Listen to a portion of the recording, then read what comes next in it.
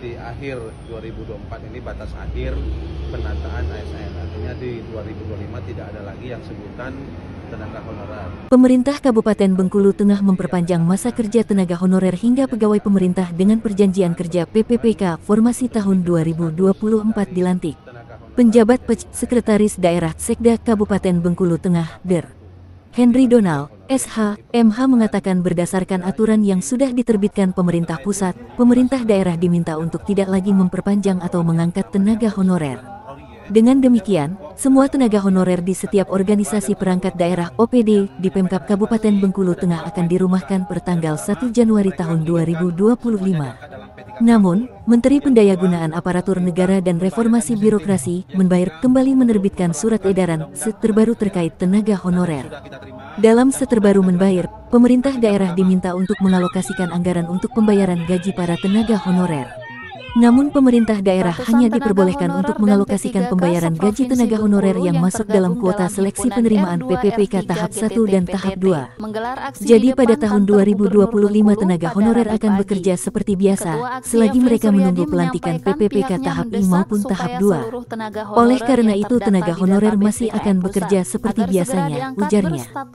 Namun menjadi dilema saat ini, terbaru dari membayar tersebut baru diterima di ujung tahun 2024, sehingga Pemkab Bengkulu Tengah tidak bisa lagi mengalokasikan anggaran untuk pembayaran gaji tenaga honorer dikarenakan APBD tahun 2025 sudah disahkan. Menyikapi semua ini, tambah Henry, Pemkab Bengkulu Tengah akan melakukan pergeseran anggaran untuk mengalokasikan pembayaran gaji tenaga honorer, sehingga tenaga honorer bisa tetap bekerja sambil menunggu pelantikan PPPK. Tenaga honorer tidak usah berkecil hati, terkait pembayaran gaji nanti akan tetap kita alokasikan dan akan kita lakukan pergeseran anggaran. Yang terpenting saat ini tenaga honorer sudah mengetahui nasibnya, katanya. Henry juga menegaskan peran tenaga honorer ini sangat dibutuhkan dalam membantu kinerja setiap OPD. Baik itu tenaga honorer di Rumah Sakit Umum Daerah RSUD Bengkulu Tengah, tenaga honorer di Satpol PP, tenaga honorer di Dinas Pemadam Kebakaran, petugas kebersihan dan OPD lainnya. Saya meminta kepada seluruh kepala OPD untuk menyampaikan kabar baik ini kepada seluruh tenaga honorer. Sebab setiap OPD pasti membutuhkan bantuan dari tenaga honorer, terangnya. Terkait penerapan sistem outsourcing di Pemkab Bengkulu Tengah, Henry memastikan akan langsung berlaku pada Januari tahun 2025 dengan 3 macam kualifikasi yakni driver, petugas keamanan dan cleaning service.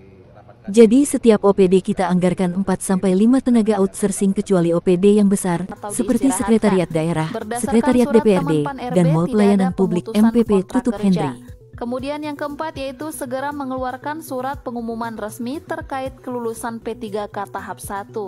Lalu yang terakhir yaitu usulkan formasi untuk seluruh honorer yang sudah masuk database BKN. Aksi unjuk rasa ini kembali akan diagendakan se-Indonesia dilaksanakan di Jakarta, Tugu Monas, Indonesia. Yang ikut seleksi P3K, baik tahap 1, tahap 2, dan kawan-kawan database yang ikut CPNS, ini yang tidak lulus dalam CPNS, tidak lulus dalam P3K, sisanya akan diusulkan untuk diangkat dalam P3K pada waktu. Nah, ketika yang bersangkutan sudah diangkat dalam P3K pada waktu, ini terjadi perubahan status yang dulunya tenaga honorer sekarang menjadi ASN. Karena ASN itu ada 2, yang pertama pegawai negeri sipil, yang kedua P3K.